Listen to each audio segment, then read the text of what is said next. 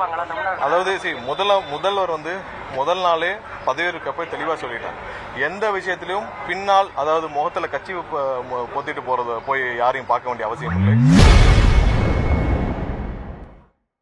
ஆளுநரின் தேநீர் விருந்தில் முதல்வர் விஜய் பங்கேற்பாரா என செய்தியாளர் எழுப்பிய கேள்விக்கு அமைச்சர் நிர்மல்குமார் பதிலளித்துள்ளார். முதலீடு செய்ய தமிழகம் வந்து எல்லா வகையிலும் உகந்த ஒரு மாநிலமாக இருக்குன்னு தயாராக இருந்தவர்கள் இன்னைக்கு இந்த திமுக அக்கௌண்ட் போன பிறகு அவங்க எல்லாம் உடனடியாக வந்து அவங்களுக்கு தேவையான எல்லா கதவுகளும் திறக்கப்பட்டிருக்கு. அவங்களுக்கு எல்லா தேவையான அப்ரூவலும் கொடுக்கப்பட்டிருக்கு.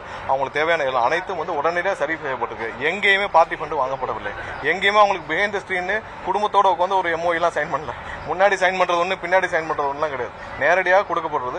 இவர்கள் அதே காரணம் தான் ஒவ்வொருத்தரும் இன்னைக்கு வந்து தானாக வந்து இன்னைக்கு வந்து முன் வந்து இன்னைக்கு வந்து முதலீடு செஞ்சுட்டு வராங்க.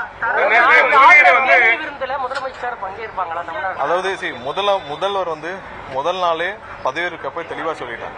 எந்த விஷயத்திலும் பின்னால் அதாவது முகத்துல கட்சி பொத்திட்டு போய் யாரையும் பார்க்க வேண்டிய அவசியம் இல்லை. இல்ல யாருக்கும் மறைஞ்சு ஒரு உறவை வைக்க வேண்டிய அவசியம் இல்லை.